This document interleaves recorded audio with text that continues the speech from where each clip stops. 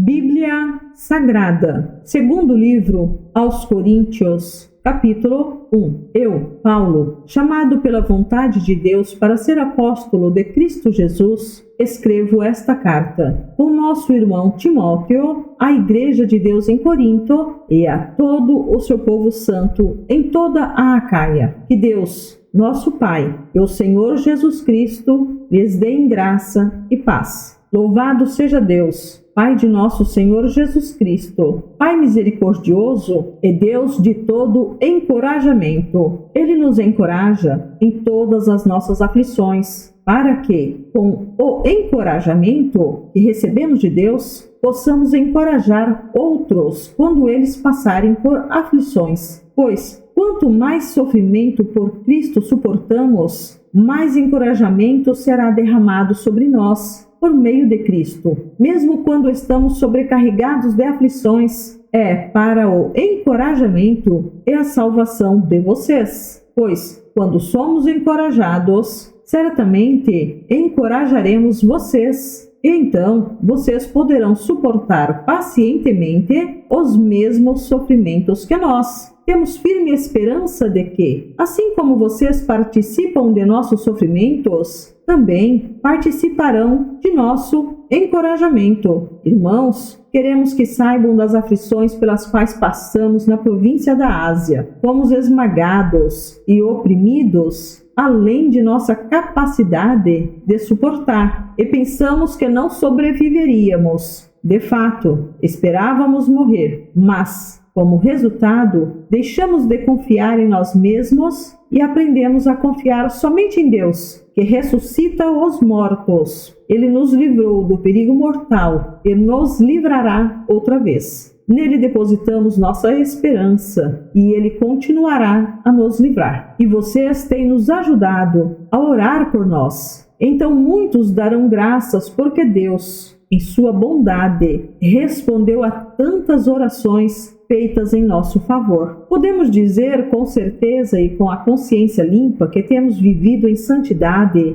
e sinceridade dadas por Deus. Dependemos da graça divina e não da sabedoria humana. É dessa forma que nos temos conduzido diante do mundo e, especialmente, em relação a vocês. Nossas cartas foram claras e objetivas, não havendo nada escrito nas entrelinhas ou que não conseguissem compreender. Espero que um dia vocês nos entendam plenamente, mesmo que não o façam agora. Então, no dia do Senhor Jesus, poderão se orgulhar de nós como nos orgulhamos de vocês. Porque eu estava tão certo de sua compreensão e confiança, queria abençoá-los duplamente, visitando-os 2 vezes. Primeiro a caminho da Macedônia e depois ao voltar de lá. Então vocês poderiam me ajudar com minha viagem para a Judéia. Talvez vocês estejam se perguntando por que mudei de ideia. Será que faço meus planos de modo irresponsável? Será que sou como as pessoas do mundo que dizem sim quando na verdade querem dizer não? Tão certo como Deus é fiel. Nossa palavra a vocês não oscila entre sim e não, pois Jesus Cristo, o Filho de Deus, não oscila entre sim e não. Foi a respeito dele que Silas, Timóteo e eu lhes falamos, e, sendo ele o sim definitivo, ele sempre faz o que diz. Pois todas as promessas de Deus se cumpriram em Cristo com um alto e claro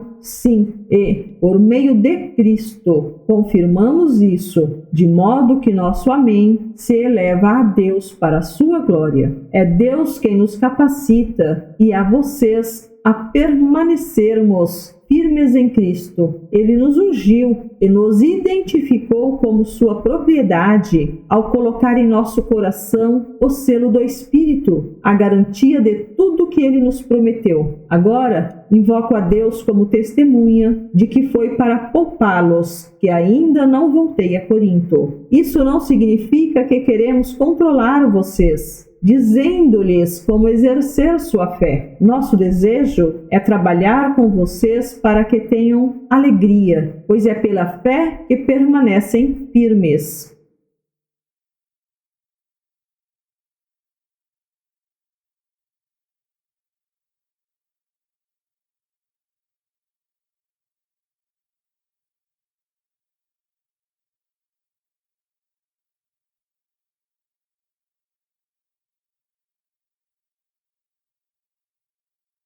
Bíblia Sagrada, segundo livro aos Coríntios, capítulo 2. Por isso resolvi não entristecê-los com outra visita dolorosa, pois, se eu lhes causar tristeza, quem me alegrará? Certamente não serão aqueles a quem entristeci. Esse foi o motivo de eu ter escrito como o fiz, para que, quando eu for, não seja entristecido por aqueles que deveriam me alegrar. Sem dúvida, vocês sabem que a minha alegria vem do fato de vocês estarem alegres. Escrevi aquela carta com grande angústia, com o coração aflito e com muitas lágrimas. Minha intenção não era entristecê-los, mas mostrar-lhes quanto amo vocês. Não exagero quando digo que o homem que causou tantos problemas magoou não somente a mim, mas, até certo ponto, a todos vocês. A maioria de vocês se opôs a ele, e isso já foi castigo suficiente. Agora, porém, é hora de perdoá-lo e confortá-lo. Do contrário, pode acontecer de ele ser vencido pela tristeza excessiva. Peço, portanto, que reafirmem seu amor por ele. Eu lhes escrevi daquela forma para testá-los e ver se seguiriam todas as minhas instruções.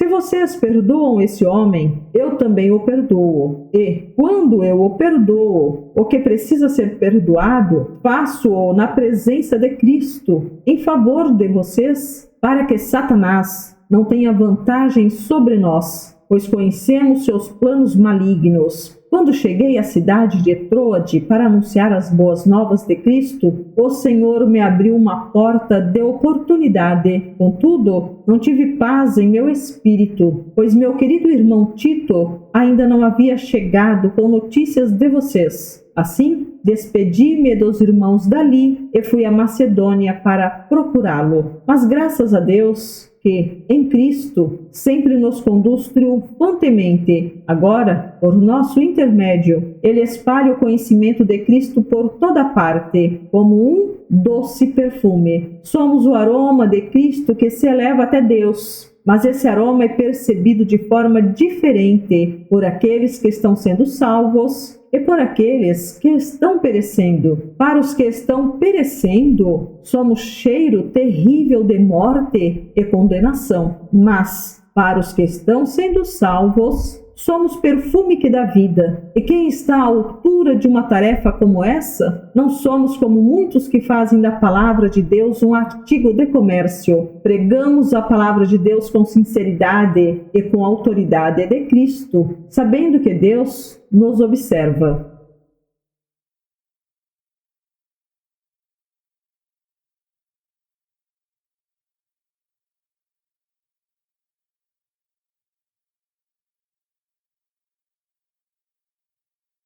Bíblia Sagrada, segundo livro aos Coríntios, capítulo 3. Será que estamos começando a nos recomendar outra vez? Somos como aqueles que precisam entregar-lhes ou pedir-lhes cartas de recomendação? Vocês mesmos são nossa carta, escrita em nosso coração para ser conhecida e lida por todos. Sem dúvida, vocês são uma carta de Cristo que mostra os resultados de nosso trabalho em seu meio, escrita não com pena e tinta, mas com o Espírito do Deus vivo e gravada não em tábuas de pedra, mas em corações humanos. Estamos certos disso tudo por causa da grande confiança que temos em Deus por meio de Cristo. Não que nos consideremos capazes de fazer qualquer coisa por conta própria. Nossa capacitação vem de Deus. Ele nos capacitou para sermos ministros da nova aliança, não da lei escrita, mas do Espírito. A lei escrita termina em morte, mas o Espírito dá vida. O antigo sistema, com suas leis gravadas em pedra, terminava em morte, embora tivesse começado com tamanha glória que os israelitas não conseguiam olhar para o rosto de Moisés, por causa da glória que brilhava em seu rosto, ainda que esse brilho já estivesse se desvanecendo. Acaso não deveríamos esperar uma glória muito maior no novo sistema, que se baseia na obra do Espírito? Se o antigo sistema, que traz condenação, era glorioso, muito mais glorioso é o novo sistema, que nos torna justos diante de Deus. De fato, a glória do passado não era nada gloriosa em comparação com a glória magnífica de agora. Portanto, se o antigo sistema, que foi substituído, era cheio de glória, muito mais glorioso é o novo, que permanece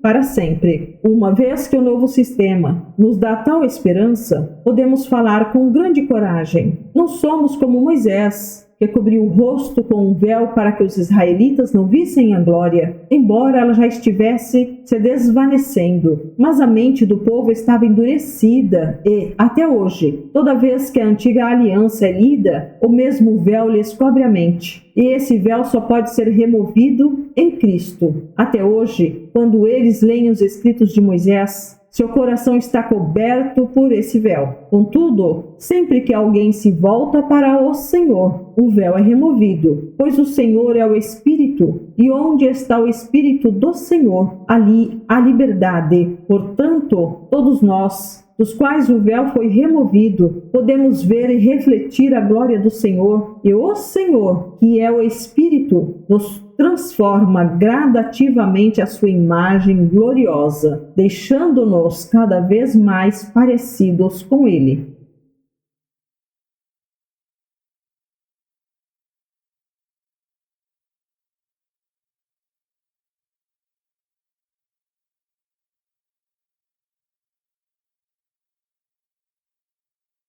Bíblia Sagrada. Segundo livro aos Coríntios, capítulo 4. Portanto, visto que Deus, em sua misericórdia, nos deu a tarefa de ministrar nesse novo sistema, nunca desistimos. Rejeitamos todos os atos vergonhosos e métodos dissimulados. Não procuramos enganar ninguém, nem distorcemos a palavra de Deus. Em vez disso, dizemos a verdade diante de Deus, e todos que são honestos sabem disso. Se as boas novas que anunciamos estão encobertas atrás de um véu, é apenas para aqueles que estão perecendo. O Deus deste mundo cegou a mente dos que não creem, para que não consigam ver a luz das boas novas, não entendendo esta mensagem a respeito da glória de Cristo, que é a imagem de Deus. Não andamos por aí falando de nós mesmos, mas proclamamos que Jesus Cristo é Senhor e que nós mesmos somos servos de vocês por causa de Jesus. Pois Deus, que disse, haja luz na escuridão, é quem brilhou em nosso coração, para que conhecêssemos a glória de Deus na face de Jesus Cristo. Agora nós mesmos somos como vasos frágeis de barro, que contém esse grande tesouro. Assim, fica evidente que esse grande poder vem de Deus, e não de nós mesmos. De todos os lados, somos pressionados por aflições, mas não esmagados. Ficamos perplexos, mas não desesperados. Somos perseguidos, mas não abandonados. Somos derrubados, mas não destruídos. Pelo sofrimento, nosso corpo continua a participar da morte de Jesus, para que a vida de Jesus também se manifeste em nosso corpo. Sim, vivemos sob constante perigo de morte, porque servimos a Jesus, para que a vida de Jesus se manifeste em nosso corpo mortal. Assim, enfrentamos a morte, mas isso resulta em vida para vocês. Continuamos a pregar porque temos o mesmo tipo de fé mencionada nas Escrituras. Crie em Deus, por isso falei. Sabemos que Deus, que ressuscitou o Senhor Jesus, também nos ressuscitará com Jesus e nos apresentará a Ele junto com vocês. Tudo isso é para o bem de vocês. E, à medida que a graça alcançar mais pessoas, haverá muito mais ações de graças e Deus receberá cada vez mais glória. Por isso, nunca desistimos. Ainda que nosso exterior esteja morrendo, nosso interior está sendo renovado a cada dia, pois estas aflições pequenas e momentâneas que agora enfrentamos produzem para nós uma glória que pesa mais que todas as angústias e durará para sempre. Portanto, não olhamos para aquilo que agora podemos ver. Em vez disso,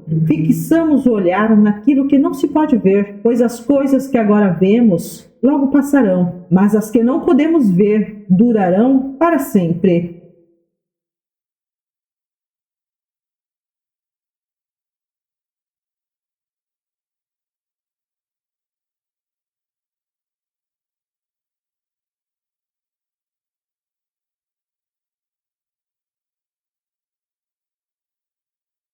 Bíblia Sagrada, segundo livro aos Coríntios, capítulo 5. Sabemos que, quando o nosso corpo terreno, esta tenda em que vivemos, se desfizer, teremos um corpo eterno, uma casa no céu feita para nós pelo próprio Deus, e não por mãos humanas. Na tenda terrena, gememos e desejamos ansiosamente nos vestir com nosso lar celestial, como se fosse uma roupa nova, porque de fato nos vestiremos com o corpo celestial e não ficaremos despidos. Enquanto vivemos nesta tenda, que é o corpo terreno, gememos e suspiramos. Mas isso não significa que queremos ser despidos. Na verdade, queremos vestir o nosso corpo novo, para que este corpo mortal seja engolido pela vida. Deus nos preparou para isso e, como garantia, nos deu o Espírito. Portanto, temos sempre confiança, apesar de sabermos que, enquanto vivemos neste corpo, não estamos em nosso lar com o Senhor, porque vivemos por fé e não pelo que vemos. Sim, temos confiança absoluta e preferíamos deixar este corpo terreno, pois então estaríamos em nosso lar com o Senhor. Assim, quer estejamos neste corpo, quer o deixemos, nosso objetivo é agradar ao Senhor, pois todos nós teremos de comparecer diante do tribunal de Cristo, para que cada um receba o que merecer pelo bem ou pelo mal que tiver feito neste corpo terreno. Assim, conhecendo o temor ao Senhor, procuramos persuadir outros. Deus sabe que somos sinceros e espero que vocês também o saibam. Estamos mais uma vez nos recomendando a vocês? Nada disso. Estamos apenas lhes dando motivos para que se orgulhem de nós, a fim de que possam responder àqueles que se orgulham nas aparências e não no coração. Se parecemos loucos, é para dar glória a Deus. E se mantemos o juízo, é para o bem de vocês. De qualquer forma, o amor de Cristo nos impulsiona, porque cremos que Ele morreu por todos. Também cremos que todos morreram. Ele morreu por todos, para que os que recebem sua nova vida não vivam mais por si mesmos, mas para Cristo, que morreu e ressuscitou por eles. Portanto, não avaliamos mais ninguém do ponto de vista humano. Em outros tempos, pensávamos em Cristo apenas do ponto de vista humano, mas agora o conhecemos de modo bem diferente. Logo, todo aquele que está em Cristo se tornou nova criação. A velha vida acabou e a nova vida teve início. E tudo isso vem de Deus, aquele que nos trouxe de volta para si, por meio de Cristo, e nos encarregou de reconciliar outros com Ele, pois em Cristo Deus estava reconciliando consigo o mundo, não levando mais em conta os pecados das pessoas. E Ele nos deu esta mensagem maravilhosa de reconciliação. Agora, portanto, somos embaixadores de Cristo. Deus faz seu apelo por nosso intermédio. Falamos em nome de Cristo quando dizemos: reconciliem-se com Deus. Pois Deus fez de Cristo, aquele que nunca pecou, a oferta por nosso pecado, para que por meio dele fôssemos declarados justos diante de Deus.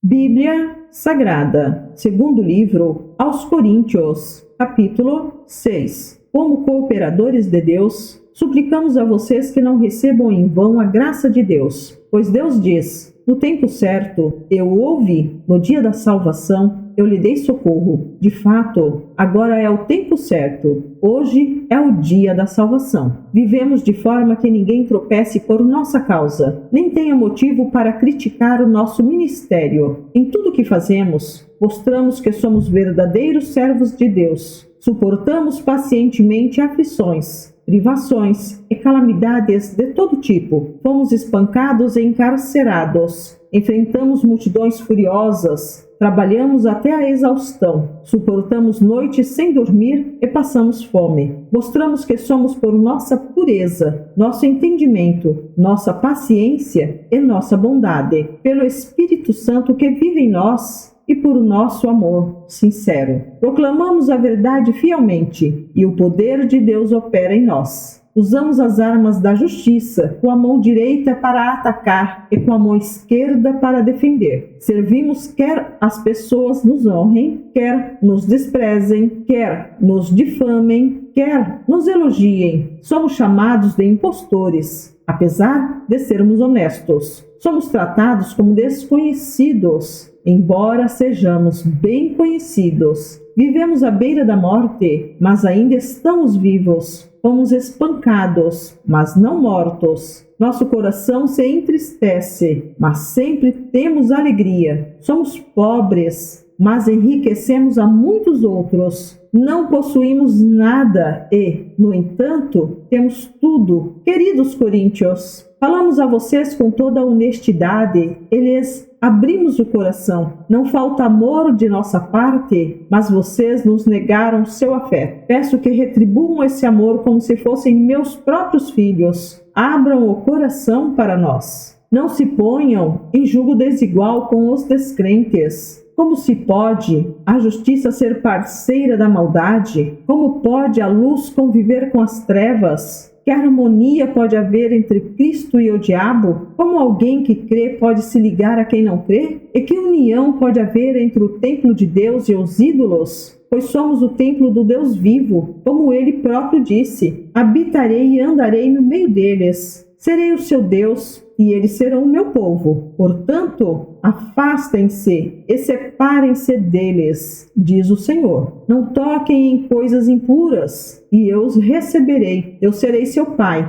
e vocês serão meus filhos e minhas filhas, diz o Senhor Todo-Poderoso.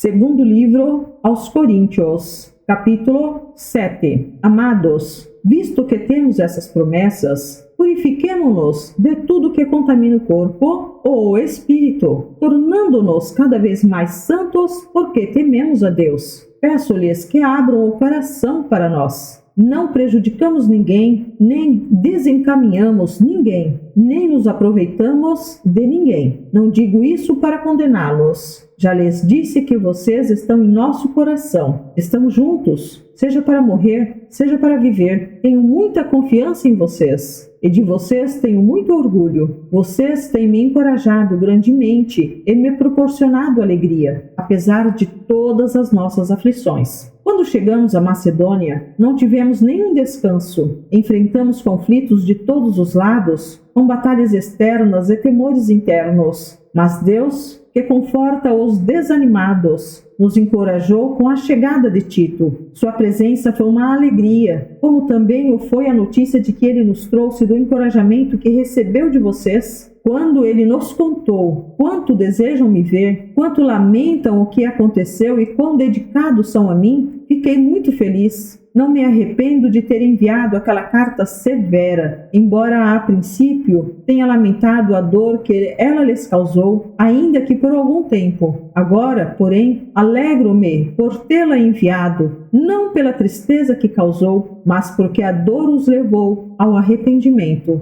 Foi o tipo de tristeza que Deus espera de seu povo. Portanto, não lhes causamos mal algum, porque a tristeza que é da vontade de Deus conduz ao arrependimento e resulta em salvação. Não é uma tristeza que causa remorso, mas a tristeza do mundo resulta em morte. Vejam o que a tristeza que vem de Deus produziu em vocês. Trouxe dedicação, defesa de suas ações, indignação, temor, desejo de me ver, zelo e prontidão em punir a injustiça. Vocês mostraram que fizeram todo o necessário para corrigir a situação. Portanto, não lhes escrevi para falar de quem havia errado e de quem havia sido prejudicado, mas para que, diante de Deus, pudessem ver por si mesmos como são dedicados a nós. Fomos grandemente encorajados por isso. Além de nos sentirmos encorajados, ficamos particularmente contentes de ver Tito alegre, porque todos vocês o receberam bem e o tranquilizaram. Eu tinha dito a ele quanto me orgulhava de vocês. E vocês não me decepcionaram. Sempre lhes disse a verdade, e ficou provado que eu tinha razão ao elogiá-los. Ele os estima ainda mais quando se lembra de como todos vocês lhe obedeceram e o receberam bem, com temor e com profundo respeito. Fico muito feliz por poder ter plena confiança em vocês.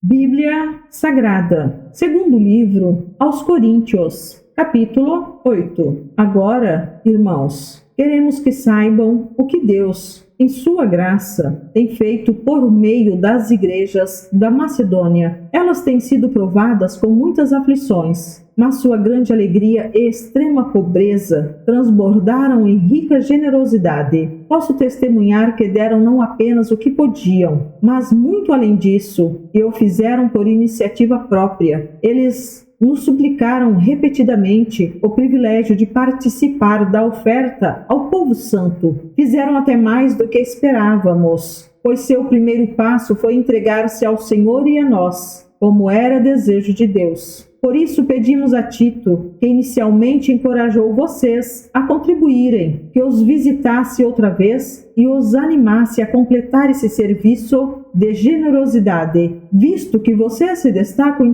tantos aspectos, na fé, nos discursos eloquentes, no conhecimento, no entusiasmo e no amor que receberam de nós. Queríamos que também se destacassem no generoso ato de contribuir. Não estou ordenando que o façam, mas sim testando a sinceridade de seu amor ao compará-lo à dedicação de outros. Vocês conhecem a graça de nosso Senhor Jesus Cristo. Embora fosse rico, por amor a vocês, ele se fez pobre, para que por meio da pobreza dele vocês se tornassem ricos. Este é meu conselho. Seria bom que terminassem o que começaram há um ano, quando foram os primeiros a querer contribuir e efetivamente fazê-lo. Assim, completem o que começaram, que a boa vontade demonstrada no princípio seja igualada, agora, por sua contribuição. Doem proporcionalmente àquilo que possuem. Tudo que derem será aceitável, desde que o façam de boa vontade, de acordo com o que têm e não com o que não têm. Não que sua contribuição deva facilitar a vida dos outros e dificultar a de vocês. Quero dizer apenas que deve haver igualdade.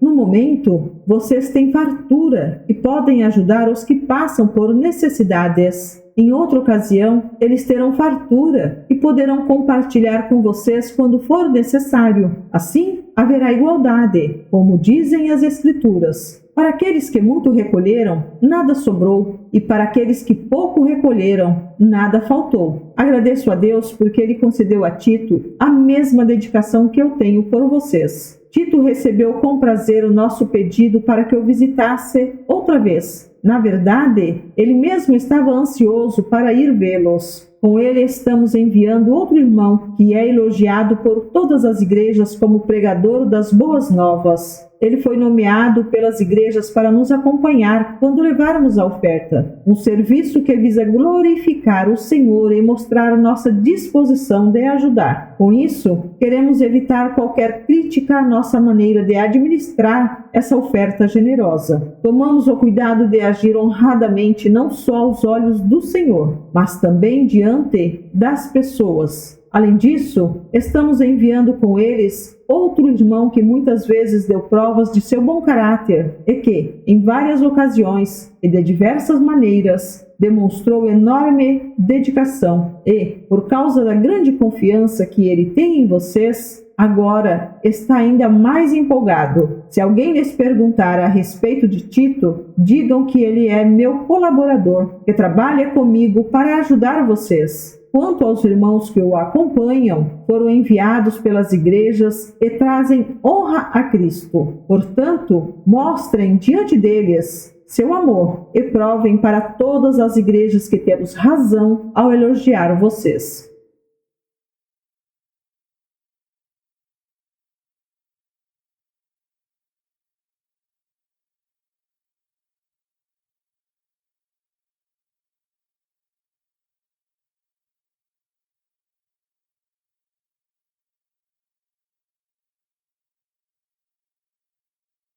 Bíblia Sagrada, segundo livro aos Coríntios, capítulo 9. Na verdade, quanto a esse serviço ao povo santo, não preciso lhes escrever. Sei quanto estão ansiosos para ajudar e expressei às igrejas da Macedônia meu orgulho de que vocês, na Acaia, estão prontos para enviar uma oferta desde o ano passado. De fato, foi sua dedicação que incentivou muitos a também contribuir. Ainda assim, envio esses irmãos para me certificar de que vocês estão preparados, como tenho dito a eles. Não quero elogiar vocês sem razão, que vexame seria para nós, e ainda mais para vocês, se alguns macedônios chegassem comigo e descobrissem que vocês não estão preparados, depois de tudo que eu disse a eles. Portanto, considerei apropriado enviar esses irmãos antes de mim. Eles cuidarão para que a oferta que vocês prometeram esteja pronta, que seja, porém, uma oferta voluntária e não entregue de má vontade.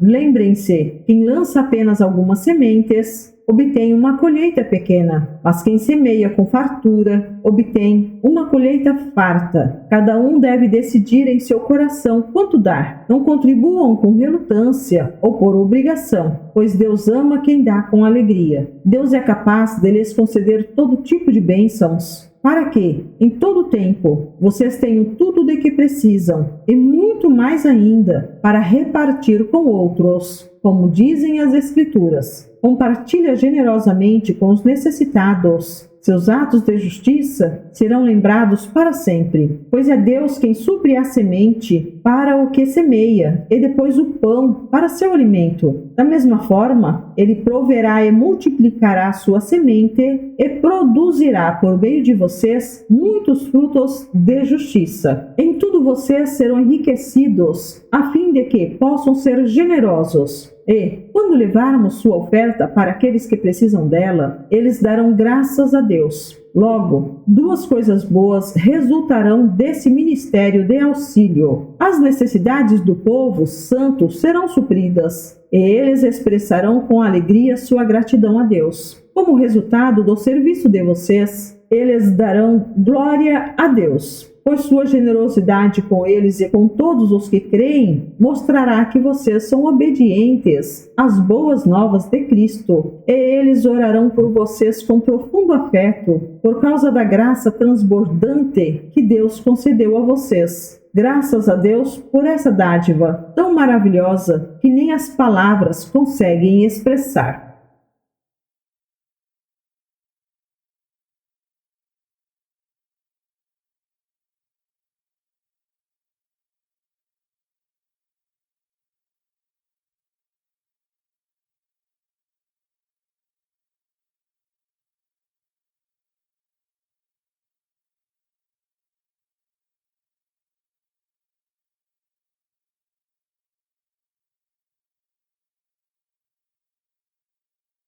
Bíblia Sagrada, segundo livro aos Coríntios, capítulo 10. Agora eu, Paulo, apelo a vocês com a mansidão e a bondade de Cristo, mesmo ciente de que vocês me consideram fraco pessoalmente e duro apenas à distância, quando lhes escrevo. Pois bem, suplico-lhes que, quando eu for visitá-los, não precise ser duro com aqueles que pensam que agimos segundo motivações humanas. Embora sejamos humanos, não lutamos conforme os padrões humanos. Usamos as armas poderosas de Deus e não as armas do mundo para derrubar as fortalezas do raciocínio humano e acabar com os falsos argumentos. Destruímos todas as opiniões arrogantes que impedem as pessoas de conhecer a Deus. Levamos cativo todo pensamento rebelde e o ensinamos a obedecer a Cristo. E, depois que vocês se tornarem inteiramente obedientes, estaremos prontos para punir todos que insistirem em desobedecer. Vocês se preocupam apenas com o que é aparente. Aqueles que afirmam pertencer a Cristo devem reconhecer que pertencemos a Cristo tanto quanto eles. Pode parecer que estou me orgulhando além do que deveria, da autoridade que o Senhor nos deu, mas nossa autoridade visa edificar vocês e não destruí-los. Portanto, não me envergonharei de usá-la. Não é minha intenção assustar vocês com minhas cartas, pois alguns dizem as cartas de Paulo são exigentes e enérgicas, mas em pessoa ele é fraco e seus discursos de nada valem.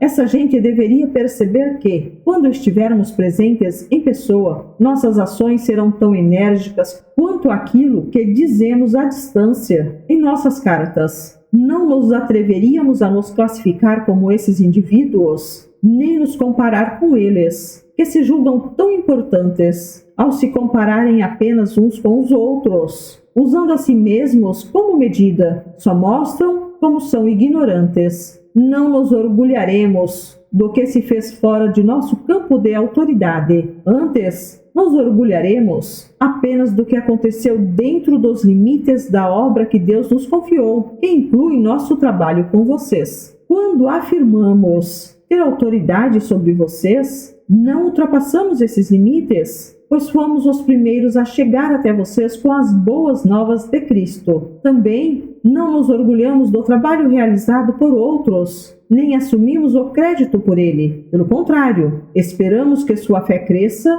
de tal modo que se ampliem os limites de nosso trabalho entre vocês. Então poderemos anunciar as boas novas em outros lugares, para além de sua região, onde ninguém esteja trabalhando. Assim, ninguém pensará que estamos nos orgulhando do trabalho feito em território de outros. Como dizem as Escrituras, quem quiser orgulhar-se, orgulhe-se somente no Senhor. Quando alguém elogia a si mesmo, esse elogio não tem valor algum. O importante mesmo é ser aprovado pelo Senhor.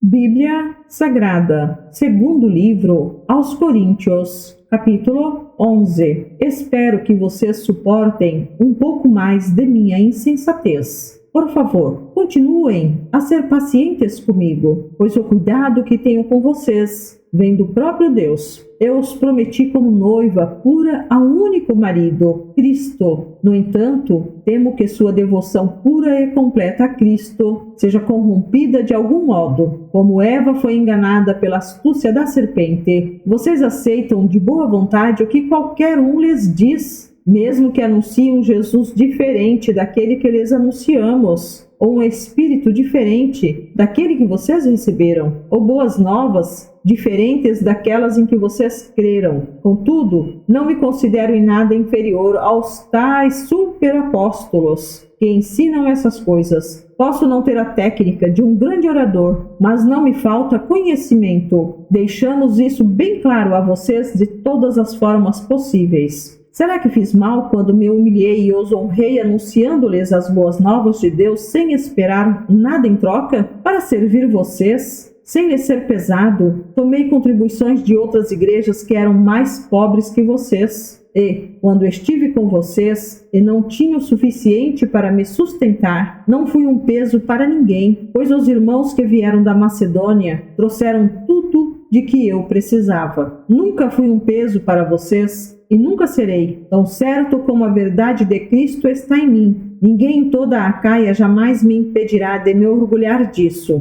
Por quê? Porque não os amo? Deus sabe quanto os amo. Assim, continuarei a fazer o que sempre tenho feito. Com isso, frustrarei aqueles que procuram uma oportunidade de se orgulhar de realizar um trabalho como o nosso. Esses indivíduos são falsos apóstolos, obreiros enganosos, disfarçados de apóstolos de Cristo. Mas não me surpreendo. Até mesmo Satanás se disfarça de anjo de luz. Portanto, não é de admirar que seus servos também finjam ser servos da justiça. Portanto, não é de admirar que seus servos também finjam ser servos da justiça. No fim, receberão o castigo que suas obras merecem. Volto a dizer, não pensem que sou insensato, mas se o fizerem, aceitem-me como insensato para que eu também me orgulhe um pouco. Não expresso esse meu orgulho como algo que vem do Senhor, mas como um insensato o faria. Uma vez que outros se orgulham de suas realizações humanas, farei o mesmo. Afinal, vocês se consideram sábios, mas suportam de boa vontade os insensatos. Aceitam que outros os escravizem, devorem seus bens, se aproveitem de vocês, os menosprezem, eles batam no rosto. Envergonho-me de dizer que fomos fracos demais para agir desse modo. Em qualquer coisa que eles se atrevem a se orgulhar, mais uma vez falo como um insensato, eu também me atrevo. Eles são hebreus? Eu também sou. São israelitas? Eu também sou. São servos de Cristo? Sei que dou a impressão de estar louco, mas digo que tenho servido muito mais. Trabalhei com mais dedicação. Fui encarcerado com mais frequência. Perdi a conta de quantas vezes fui açoitado e, em várias ocasiões, enfrentei a morte. 5 vezes recebi dos líderes judeus os 39 açoites. 3 vezes fui golpeado com varas. Fui apedrejado uma vez. 3 vezes sofri naufrágio. Certa ocasião, passei uma noite e um dia no mar, à deriva. Realizei várias jornadas longas. Enfrentei perigos em rios e com assaltantes. Enfrentei perigos de meu próprio povo, bem como dos gentios. Enfrentei perigos em cidades, em desertos e no mar. E enfrentei perigos por causa de homens que se diziam irmãos, mas não eram. Tenho trabalhado arduamente, horas a fio, e passei muitas noites sem dormir. Passei fome e senti sede, e muitas vezes fiquei em jejum. Tremi de frio por não ter roupa suficiente para me agasalhar. Além disso tudo, sobre mim pesa diariamente a preocupação com todas as igrejas. Quem está fraco, que eu também não sinta fraqueza? Quem se queixa levar pelo caminho errado, que a indignação não me consuma? Portanto, se devo me orgulhar, prefiro que seja das coisas que mostram como sou fraco. Deus, o Pai de nosso Senhor Jesus, que é digno de louvor eterno, sabe que não estou mentindo. Quando estava em Damasco, o governador sob o rei Aretas, os guardas às portas da cidade para me capturar. Para escapar dele, tive de ser baixado num cesto grande de uma janela no muro da cidade.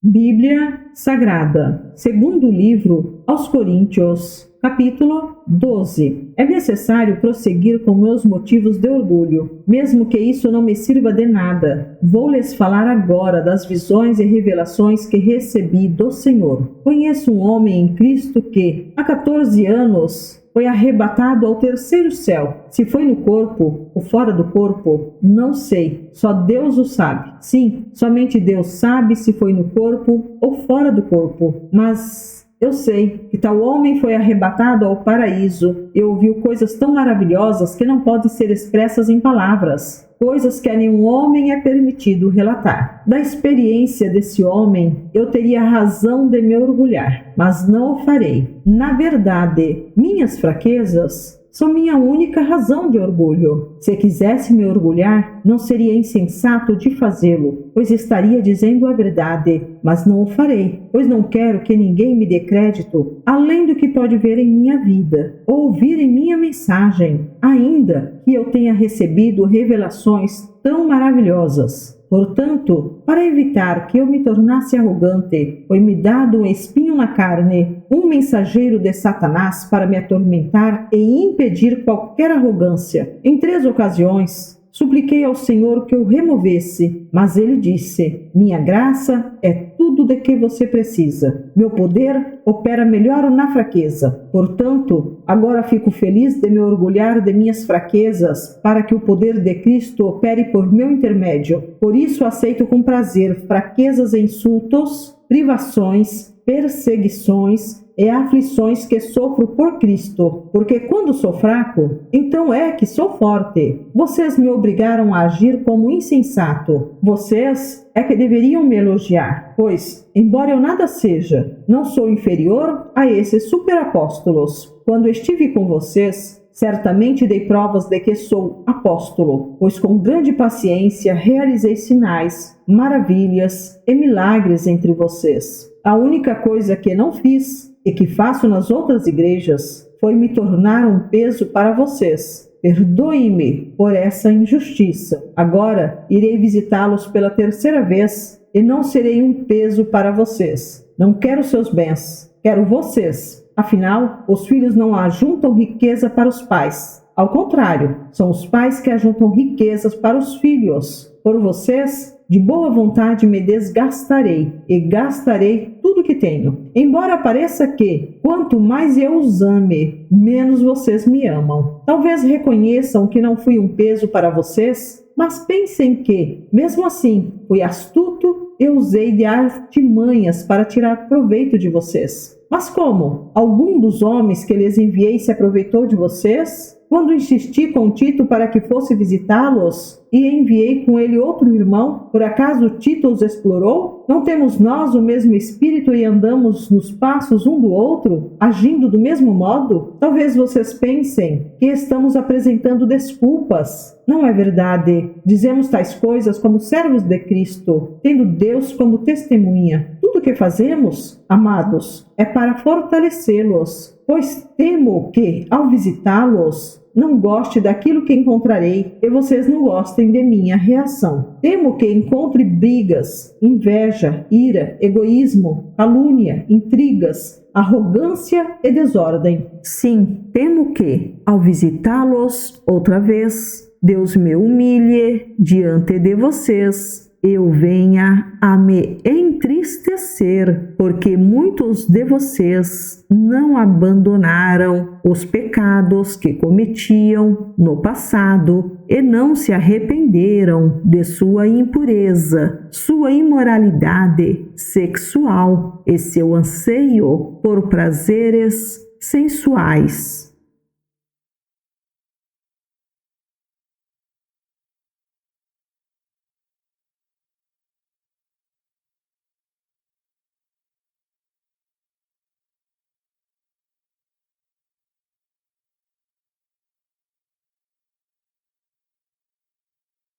Bíblia Sagrada, segundo livro aos Coríntios, capítulo 13. Esta é a 3ª vez que irei visitá-los. Os fatos a respeito de cada caso devem ser confirmados pelo depoimento de 2 ou 3 testemunhas. Em minha 2ª visita, já adverti aqueles que estavam em pecado. Agora, como naquela ocasião, volto a adverti-los e também os demais de que, da próxima vez, não os pouparei. Eu lhes darei todas as provas que desejarem de que Cristo fala por meu intermédio. Ele não é fraco ao tratar com vocês. Ao contrário, é poderoso entre vocês. Embora ele tenha sido crucificado em fraqueza, agora vive pelo poder de Deus. Nós também somos fracos, como Cristo foi, mas, quando tratarmos com vocês, estaremos vivos com ele e teremos o poder de Deus. Examinem a si mesmos. Verifiquem se estão praticando o que afirmam crer. Assim, poderão ser aprovados. Certamente sabem que Jesus Cristo está entre vocês. Do contrário, já foram reprovados. Minha expectativa é que, uma vez que se examinarem, reconheçam que não fomos reprovados. Oramos a Deus para que vocês não façam o que é mal, não para que pareça que fomos aprovados em nosso trabalho, mas para que façam o que é certo, mesmo que pareça que fomos reprovados ao repreendê-los. Pois não podemos resistir à verdade, mas devemos sempre defendê-la. Ficamos alegres quando estamos fracos, se isso ajudar a mostrar que, na realidade, vocês estão fortes. Oramos para que sejam restaurados. Escrevo-lhes estas coisas antes de visitá-los, na esperança de que, ao chegar, não precise tratá-los severamente. Meu desejo é usar a autoridade que o Senhor me deu para fortalecê-los e não para destruí-los. Irmãos, encerro minha carta com estas últimas palavras. Alegrem-se, cresçam até alcançar a maturidade, encorajem-se mutuamente, vivam em harmonia e paz. Então o Deus de amor e paz estará com vocês. Saúdem uns aos outros com um beijo santo. Todo o povo santo lhes envia saudações. Que a graça do Senhor Jesus Cristo, o amor de Deus e a comunhão do Espírito Santo sejam com todos vocês.